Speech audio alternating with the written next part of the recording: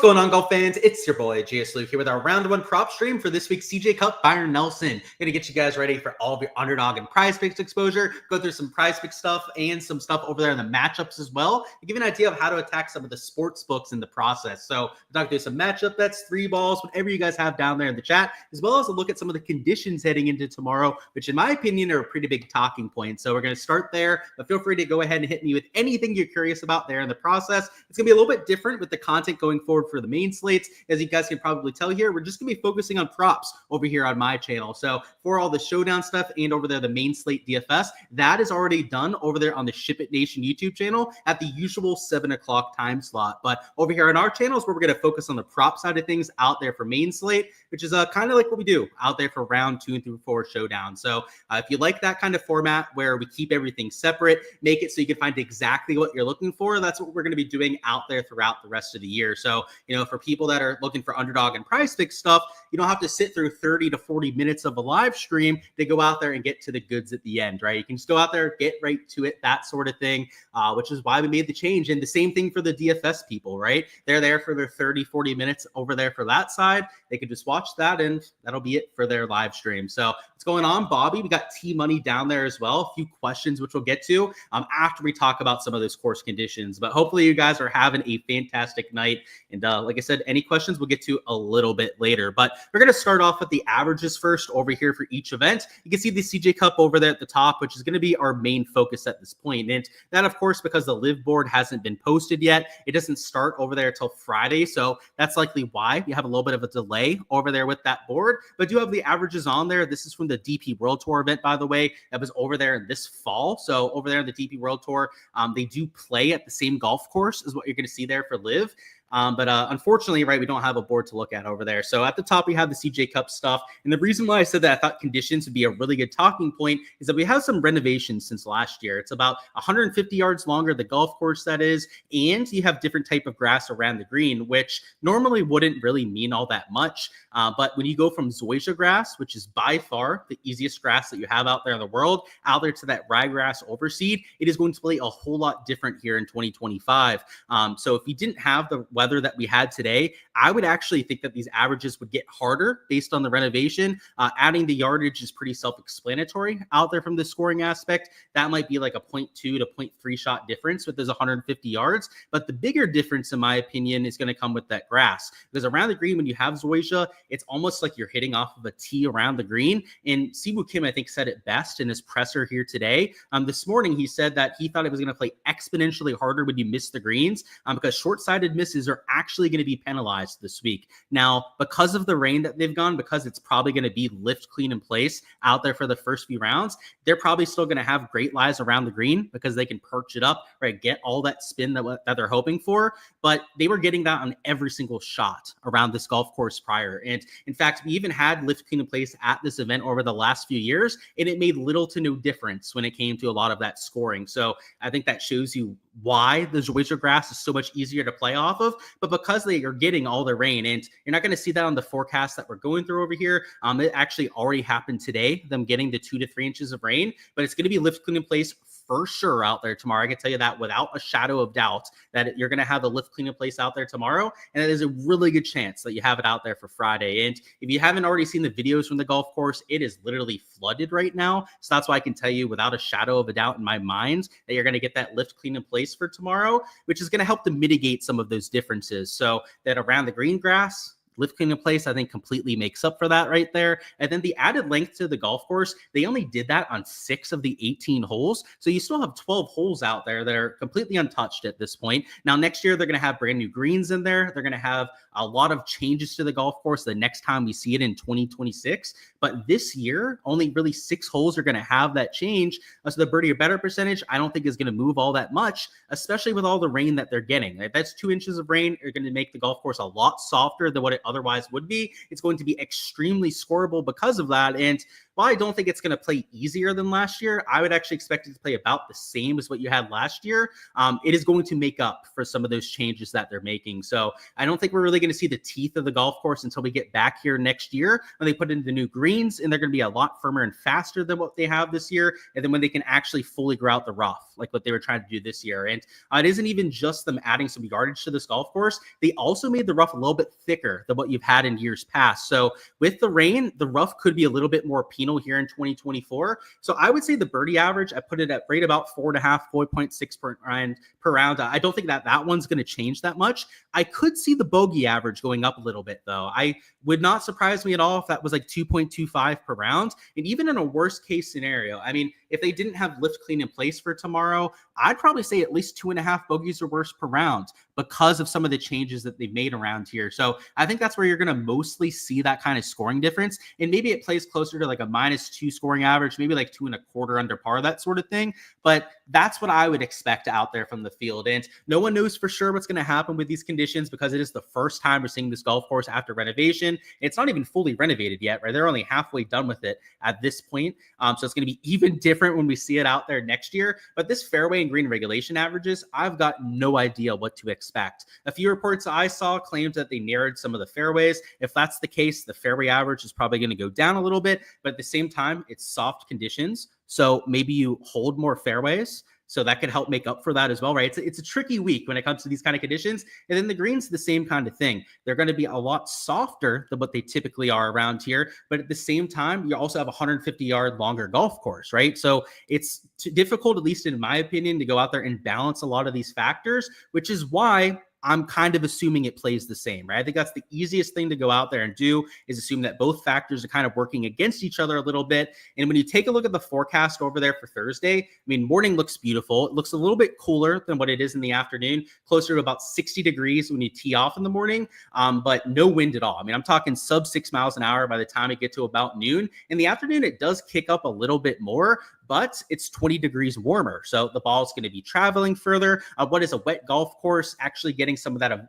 dew to evaporate out of the rough could make it easier when you're missing fairways there in that PM wave, which is why I do think it'll be a slight advantage to go out there in the morning when there's no wind, but I'm not sure it's going to be a massive advantage to go out there and do so just because warmer temperatures are conducive to lower scores, especially when it's a super soggy golf course like what you have here in TPC Craig Ranch. So I say all of that to say that these averages should be pretty useful out there for tomorrow, but that there's quite a bit of unknown when it comes to these course conditions. And as such, I'm really keeping my exposure light as of right now.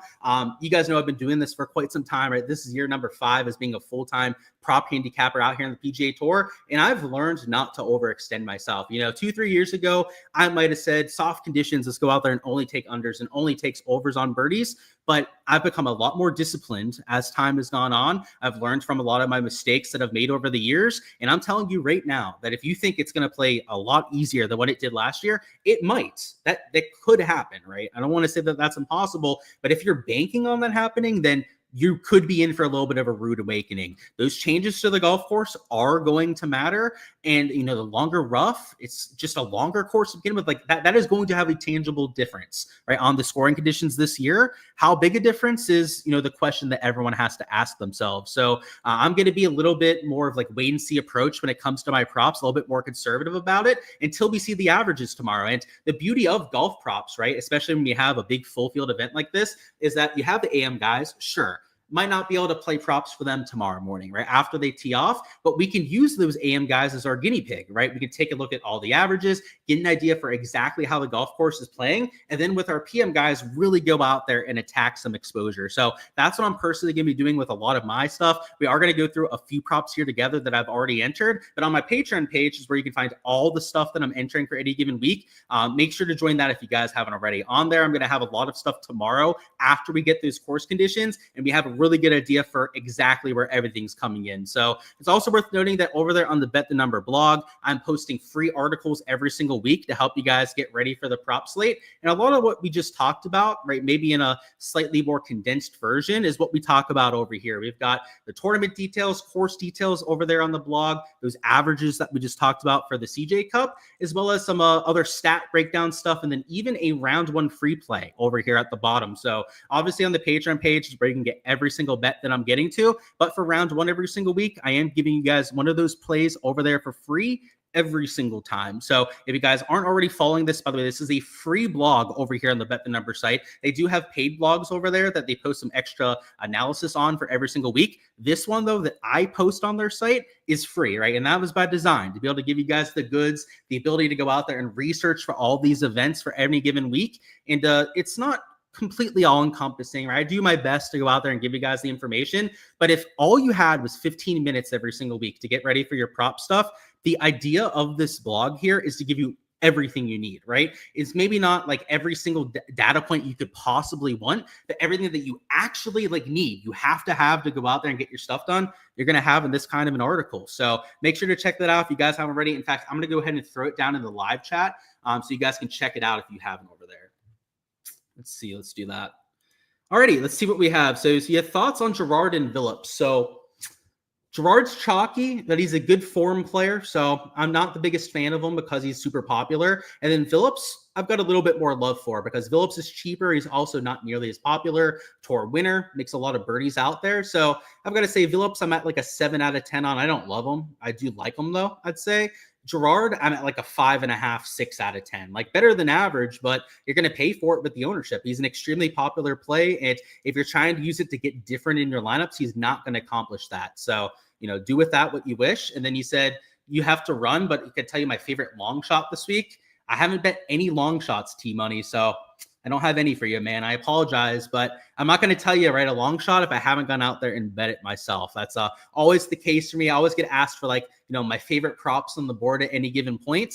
I'm only going to give you guys plays I'm willing to get to them myself. And I guess I'll have this rant now because I wanted to do it earlier on the DFS live stream that I'm doing. But if your touts giving you plays and they're not entering themselves for significant money, then I don't know why anyone listens to those people. And I'm not going to call out anyone in particular, but you have all these touts that are hitting their, outright bets. They're hitting their DFS lineups out there for like $100 takedowns, a couple $100 out there with an outright bet. That's like what the Joe Schmo average guy out there is entering for any given slay, right? And these people are quote unquote touts going out there and giving information. For me, right, I only take advice from people that are actually putting their money behind what they're saying and that truly believe in they're saying. So, I apologize to not give you an answer there, but that's why I do so, right? Because I'm so adamant, I'm so passionate about actually believing and actually giving solid advice out there to people that I won't give advice unless I actually have that for you, right? If I have to say I don't know, I'm not afraid to go out there and say, I don't know, I guess, is what I'm trying to say over there. So yeah, for me, I think Scotty's winning this week. I didn't bet any outrights whatsoever this week. So it's not even just long shots. I didn't even bet like any 30 to 40 to 1 guys out there to win this week because I think Scotty's going to win and he's 3 to 1. I'm not going to bet him over there at 3 to 1 to win. So yeah, that's the answer there. And yeah, I did a little bit of rant, a little aside there, but that's the truth, man. Like I get so ticked off by these people out there on Twitter that they don't even bet their bets. Like they put out their betting card and then they've never posted a slip in their life. And maybe they do bet their bets, right? Like some of these people on Twitter that are posting their betting cards,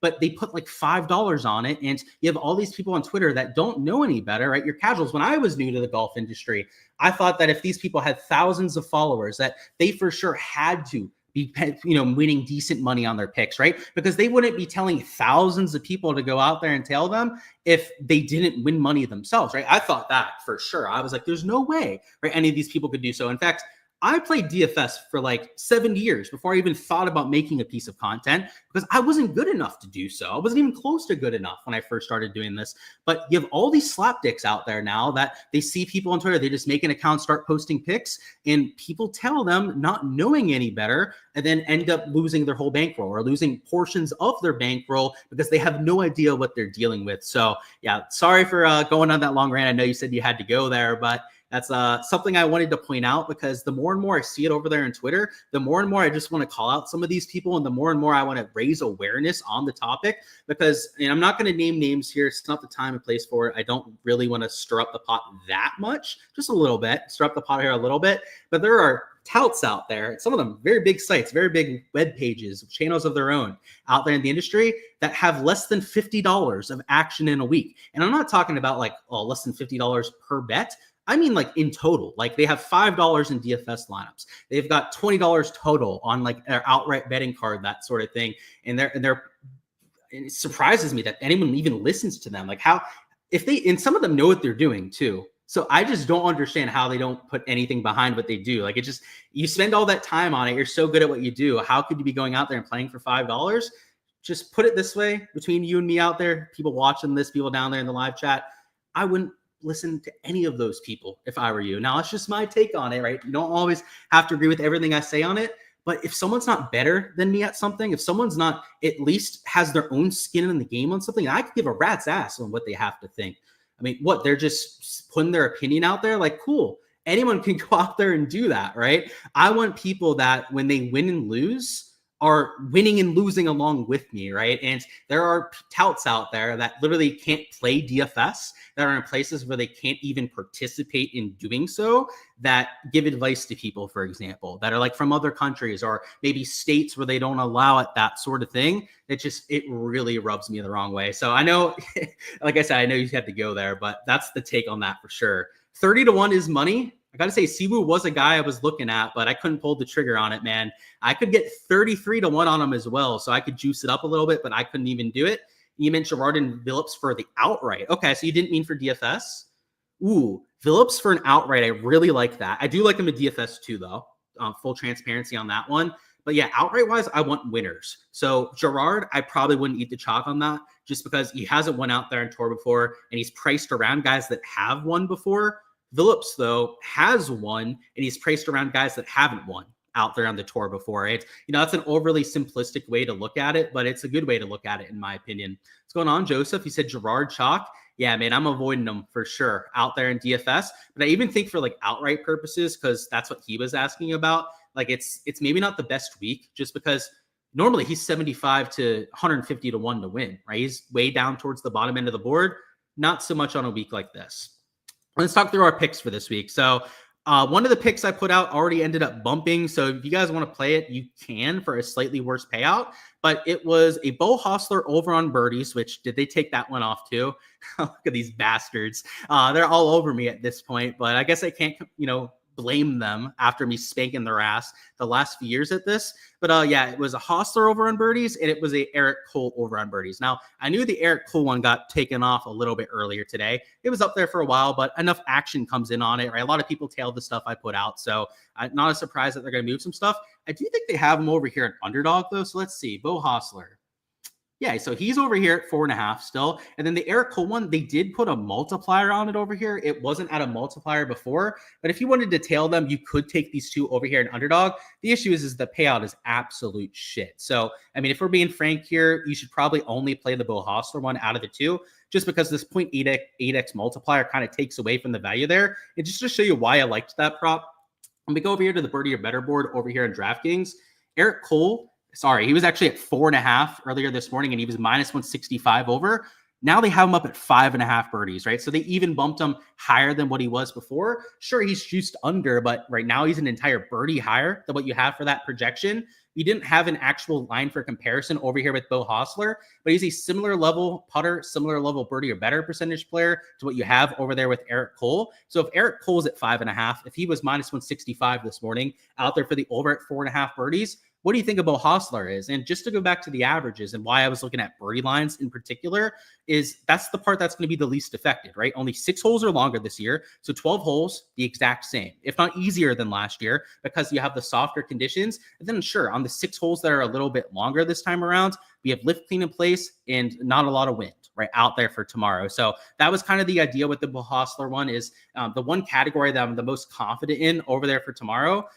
He's at that average, actually even a little bit below that average out there from last year. And I think scoring is going to be pretty decent tomorrow. So that was the idea on Beau. I kind of wish we had a line for comparison, but as you'll see over here, he doesn't have anything posted on DraftKings. So we don't have that same sort of, line value per se as what we have over there with Eric Cole. Hence why he has that multiplier and Beau Hossler doesn't. But if you have another sport that you guys enter stuff on, like over there in MLB, NBA, NHL. I mean, there's a lot of stuff going on right now over there in the sports world. Then pair it up with Beau Hossler, because if you do, for example, let me just pick a random NHL prop.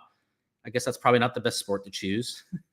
I'm trying to see if we can find one where it's like one of those 50-50 lines, right? Where it's not some crazy multiplier out there in either direction. And it looks like, yeah, MLB is all those. Okay, NBA I know is a little bit better. For example, right, if you took an NBA prop and went out there and mixed it in out there with Bo Hostler, you get a full 3x payout, right? No sort of correlation because you're mixing in different sports.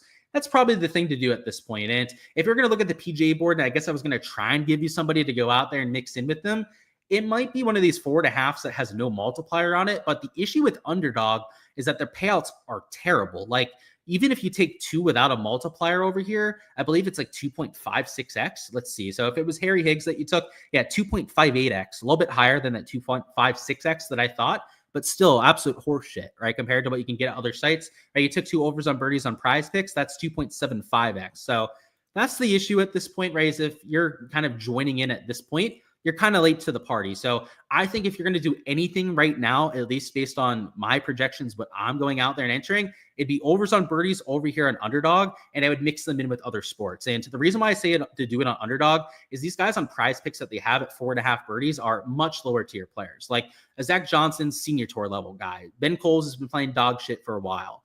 Brian Campbell's not a high birdie percentage guy, right? Higgs, Charlie Hoffman, bottom tier players in this kind of field. You can get guys like Bo, maybe even a few other guys over here at 4.5 birdies that are average to even above average players out there in different cases. So that's why I prefer to go over there and take some overs on birdies, because these guys like Bo, right? Eric Cole that I was talking about before, right? They were on Prize Picks earlier today, but them adjusting to the rain that they got, the lift clean in place that is likely for tomorrow, right?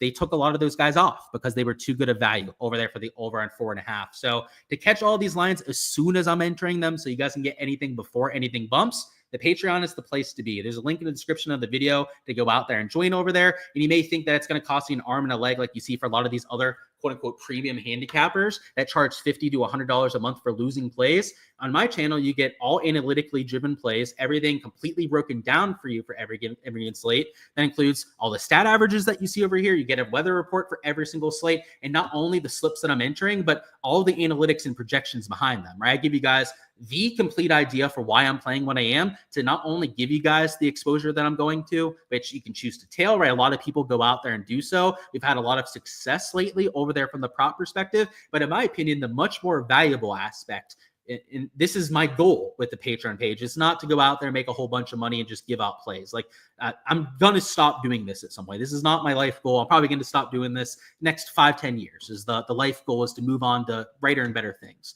And right, my goal is to make people better at doing this, because before I move out of the space, before I move on to other things I want to work on, I'd rather make this a better space. I'd rather make people better bettors, so that they're not just donating money out there to the sports books, so that they're not going out there and betting irresponsibly, so that they actually have a game plan to go out there and take down these sports books. That's my actual goal in this entire process, right? The other stuff, yeah, nice little added side effect, of course. Right? I'll be fully transparent about that. It's nice to have a Patreon page, get rewarded for the work I'm going out there and doing. But the actual why of what I do is to go out there and make people better bettors. And I do it for NFL, right? I have a process over there for that. It's plus EV mixed in with traditional analysis. It's the same thing over here for golf. I'm always looking for values like what we can find there with the Eric Cole at -165. But I don't just blindly play plus EV props. Same thing for me on the NFL side. I don't just blindly go out there and tail the markets. I try and find one that coincides with my own analysis, going out there, breaking down golf courses. For golf, a lot of that times it comes down to course conditions. I break down course conditions, project how a golf course is going to play, and then I use that to my advantage. In an NFL game, it's a little bit more nuanced than that. I look at matchups. It's a little bit of a different game when you have teams going against each other, right? It's not just a player against the golf course, but it's that same kind of thing, right? I find my edge over there, see if it coincides with the plus EV value, and when it does, those are the spots I go out there and I hammer. And if I don't see a whole bunch of value, kind of going back to that rant I went through, I don't enter a whole bunch, right? For example, here in the past, I'd probably want to enter at least 4 or 5 slips out there per slate. There are times now where I enter 1, maybe 2 slips out there per slate. A lot of times where it is closer to 5 or 7 slips that I'm entering per slate, but it's not going to be every single time, right? I don't hold myself to an exact number. I don't hold myself to an exact amount of exposure I'm going to get to for any given slate. Because I've learned over the years that if you want to be profitable, you want to make this a sustainable thing that you're doing long-term, even just as a hobby, right? You're going to make it a sustainable hobby for yourself. It doesn't have to be a way to make money like I do, right? I generate most of my income out there from actually betting out there on golf and football. Even if you just want to do it as a hobby and make it something that you're not, depositing on those accounts 24/7, These are the things that you have to learn as a bettor. So that's what I aim to go out there and move along to those players, teach you guys how to fish, not just go out there and get you a fish for one night. Because, if I hand you a fish for a night, sure, you might eat good for a few days or so, right? You might have a few big hits out there in your portfolio. But, when I decide to move on to other things eventually, you're not going to have that anymore, right? You're not going to have that person just handing you the fish. And ideally by then, you're as much of an expert as I am out there in the golf betting space. So you can go out there and help other people out there doing the same thing, right? Maybe that's the chain of events that goes forward. That's the idea over there with my Patreon page. So for all that exposure as I get to it, you can find it over there. But if you want to learn to be a better golf bettor in the process, it's there for all of that as well. So they've got all the content I'm posting on Patreon for that. Also a Discord channel where you can pick my brain about any bets you want to place. You can pick the brain of the community just to become a better bettor of golf in general. And of course, go out there and sweat out all of our bets. But that's all I've got out here for the round one preview. Wanted to go out there and give you guys all the goods. And like I said, off the bat, guys, it's going to be in this format going forward, right? For main slate, just like it is out there for rounds 2 through 4 showdown. We do the showdown and fantasy stuff over there on that side of things. And then afterwards is when we focus on the prop and betting side of things. And out there from the betting angle, I know we already had a few questions about the outrights. It's not a big betting week for me, at least at this point, right? I just don't see a lot of an edge to go out there and attack. Not to say that it won't show up, right? Tomorrow morning, let's say the course playing way harder, easier than we think. Going to attack a whole bunch of props before they go out there and adjust for them. If I see some 3-ball matchups, some 2-balls over the weekend that I really like, and I can guarantee you I will, because I enter matchups and 3-balls for every single round. Out there in the PGA Tour, we're going to attack them that way, but we're going to do it as the value opens up, right? Not try and force our hand like some people in the industry do. So let's see if there's any last second questions. If not, best of luck with everything that you guys are going out there and doing. Smash the like button if you guys haven't already, and also subscribe to the channel so you guys don't miss any of the content to come. So what do we got? Get myself up to Philly in a few weeks. Dude, Philly Cricket is a hell of a golf course. Oh, God. If you have an extra place for me to stay, or somebody has an extra place to stay, maybe I will. It's going to be a little expensive to do so, Joseph. I'm working on a sponsorship right now, Joe. I will say I can't say who it's with. I'm working on a sponsorship to get to some of these events, give you guys some boots on the ground access where I'll be able to go and not be as financially burdened by doing so, right? I'll get some assistance, get paid to go out there and look at some of these golf courses. Probably won't be in time for the Philly Cricket Club, but man, that next year maybe. If they play there again, that'd be pretty cool.